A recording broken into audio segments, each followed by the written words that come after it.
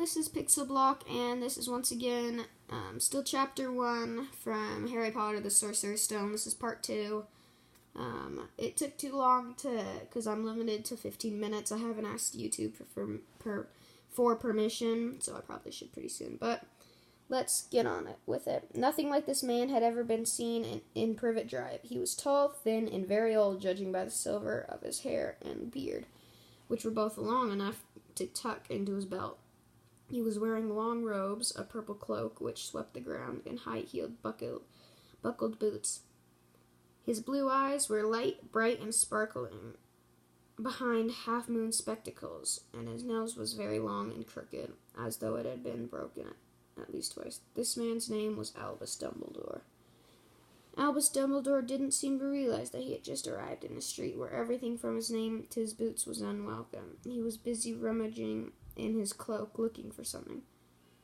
But he did seem to realize he was being watched, because he looked up suddenly at the cat, which was still staring at him from the other end of the street. For some reason, the sight of the cat seemed to amuse him. He chuckled and muttered, "I should have known." He had found what he was looking for in his inside pocket. It seemed to be a silver cigarette lighter. He flicked it open, held it up in the air, and clicked it. The nearest street lamp went out with a little pop. He clicked it again. The next lamp flickered into darkness. 12 times he clicked the put-outer, until the only lights left in the whole street were two tiny pinpricks in the distance, which were the eyes of the cat, watching him. If anyone looked out their window now, even beady-eyed Mrs. Dursley, they wouldn't have been able to see anything that was happening down the pavement. Dumbledore slipped the put-outer back inside his cloak and set off down the street towards number 4, where he sat down at the wall next to the cat. He didn't look at it, but after a moment he spoke to it. "Fancy seeing you here, Professor McGonagall." He turned into a smile at the tabby, but it had gone. Instead, he was smiling at a rather severe-looking woman who was wearing square glasses exactly the shape of the markings the cat had around its eyes. She, too, was wearing a cloak, an emerald one. Her black hair was drawn into a tight bun. She looked distinctively ruffled. "How did you know it was me?" she asked. "My dear Professor, I've never seen a cat sit so stiffly." "You'd be stiff if you'd been sitting on a brick wall all day," said Professor McGonagall. "All day? When you could have been celebrating. I must have passed a dozen feasts and parties on my way here."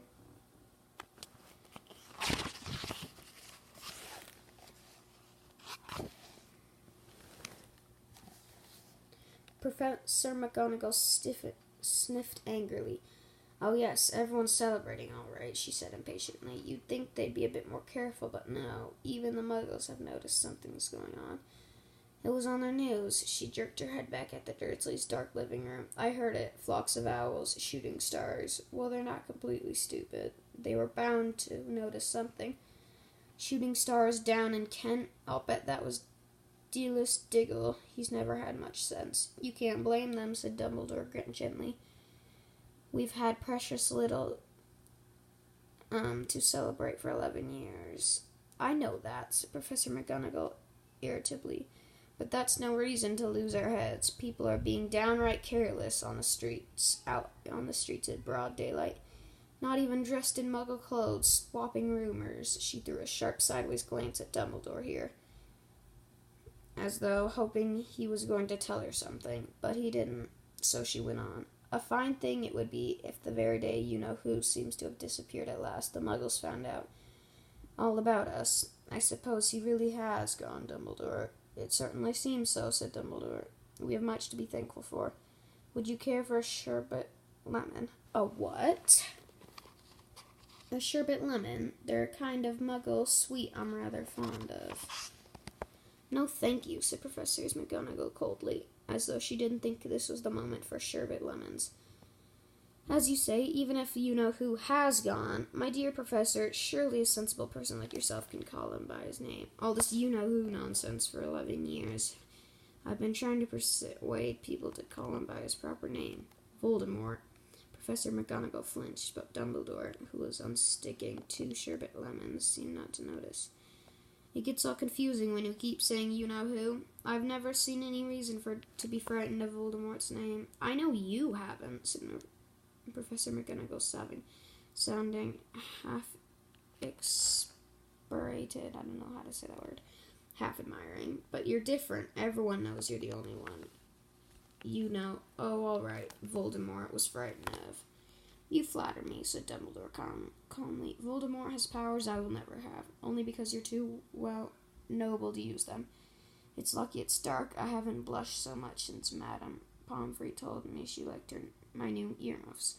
Professor McGonagall shot a sharp look at Dumbledore and said, The owls are nothing to the rumors that are flying around. You know who. You know what everyone's saying about why he disappeared, about what finally stopped him. It seemed that Professor McGonagall had reached the point she was most anxious to discuss, the real reason she had been waiting on that cold, hard wall for all day. For neither as a cat nor a woman had she fixed Dumbledore with such a piercing stare as she did now. It was plain that whatever everyone was saying, she was not going to believe it until Dumbledore told her it was true. Dumbledore, however, was choosing another sherbet lemon and did not answer. What they're saying, she pressed on, is that last night Voldemort turned up in Godric's Hollow, and went to find the Potters. The rumor is that Lily and James Potter that they're dead. Dumbledore bowed his head. Professor McGonagall gasped. Lily and James, I can't believe it. I didn't want to. Oh, Albus. Dumbledore reached out and patted her on the shoulder. I know, he said heavily. McGonagall's voice trembled as she went on. That's not all. They're saying he tried to kill the Potter's son, Harry, but he couldn't. He couldn't kill that little boy. No one knows why or how, but they're saying that when he couldn't kill the Potter, Voldemort's powers somehow broke, and that's why he's gone. Dumbledore nodded glumly. It's true, faltered Professor McGonagall. After all he's done, all the people he's killed, he couldn't kill a little boy. It's just so astounding. Of all the things to stop him. But how in the name of heaven did Harry survive? We can only guess, said Dumbledore. We may never know.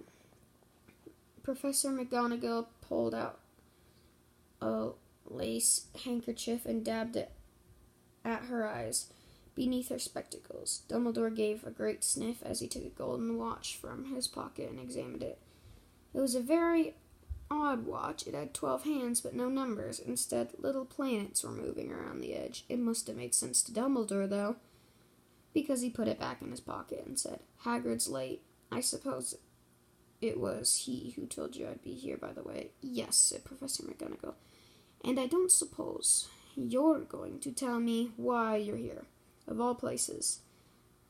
I've come here to bring Harry to his aunt and uncle. They're the only family he has left now. You can't mean the people who live here, cried Professor McGonagall, jumping to her feet and pointing at number 4.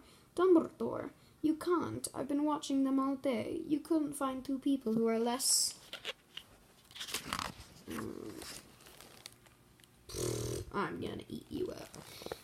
Who are less like us. And they've got this son. I saw him kicking his mother all the way up the street, screaming for sweets. Harry Potter, come and live here. It's the best place for him, said Dumbledore. His aunt and uncle will be able to explain everything to him when he's older. I've written them a letter. A letter, repeated Professor McGonagall faintly, sitting back down in the wall.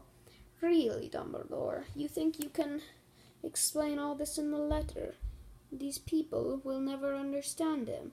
He'll be famous, a legend, and I wouldn't be surprised if today was known as Harry Potter Day in the future. There'll be books written about Harry. Every child in our world will want to know his name. Exactly, said Dumbledore, looking very seriously over at the top of his half-moon glasses. It'd be enough to turn any boy's head. Famous before he can walk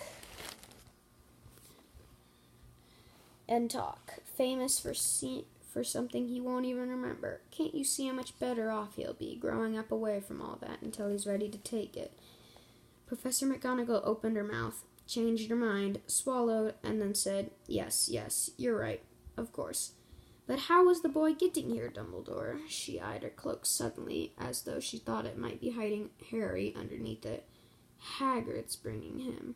You think it wise to trust Hagrid with something as important as this? I would trust Hagrid with my life, said Dumbledore. I'm not saying his heart isn't in the right place, said Professor McGonagall grudgingly, but you can't pretend he's not careless. He does tend to... What was that? A low rumbling sound had broken the silence around them. It grew steadily louder as they looked up and down the street for some sign of a headlight. It swelled to a roar, and they both looked up at the sky. A huge motorbike fell out of the air and landed on the road in front of them. The motorbike was huge. It was nothing to the man sitting astride it. He was almost twice as tall as a normal man, and at least 5 times as wide.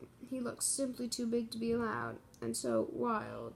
Long tangles of bushy black hair and beard hid most of his face. He had hands the size of dustbin lids, and his feet in their leather boots were like baby dolphins.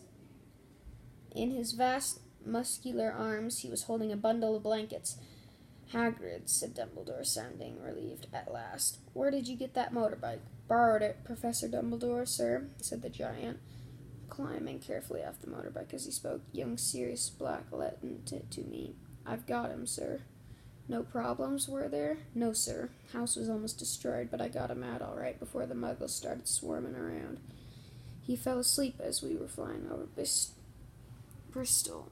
Dumbledore and Professor McGonagall bent forward over the bundle of blankets. Inside, just visible, was a baby boy, fast asleep, under a tuft of jet-black hair over his forehead. They could see curiously shaped cut, like a bolt of lightning. Is that where... Yes, said whispered Professor McGonagall. Yes, said Dumbledore. He'll have that scar forever. Couldn't you do something about it, Dumbledore? Even if I could, I wouldn't. Scars can come in useful, and I have one above my left knee, which is a perfect map of the London Underground. Well, give him here, Hagrid. We'd better get this over with. Dumbledore took Harry in his arms and turned towards the Dursleys' house. I might have to do part 3, actually, as well. Could I say goodbye to him, sir? Asked Hagrid. He bent his great shaggy head over Harry and gave him what must have been a very scratchy, whiskery kiss. And then suddenly Hagrid let out a howl like a wounded dog. Shh, hissed Professor McGonagall. You'll wake the muggles. Sorry, sobbed Hagrid, taking out a large spotted handkerchief and burying his face in it. But I can't stand for it. Lily and James dead, and poor little Harry off to live with muggles. Yes, it's all very sad. But get a grip on yourself, Hagrid, or we'll be found, Professor McGonagall whispered, patting Hagrid gingerly on the arm as Dumbledore stepped over the low garden wall and walked. Here's the picture. To the front door. He laid Harry gently on the doorstep, took a letter out of his cloak, tucked it inside Harry's blankets, and then came back to the other two. For a full minute, the 3 of them stood and looked at the little bundle. Hagrid's shoulders shook. Professor McGonagall, blinking furiously in twinkling light that usually shone from Dumbledore's eyes, seemed to have gone out. Well, said Dumbledore finally, that's that. We've no business staying here. We may as well go and join the celebrations. Yeah, said Hagrid in a very muffled voice. I'd best get this bike away. Good night, Professor McGonagall. Professor Dumbledore, sir. Wiping his streaming eyes on his jacket sleeve, Hagrid swung himself onto the motorbike and kicked the engine into life. With a roar, it rose into the air and off into the night. I shall see you soon, I expect, Professor McGonagall, said Dumbledore, nodding to her. Professor McGonagall blew her nose in reply. Alright, I guess I do need to put a part 3. This one chapter's taken a while. See ya.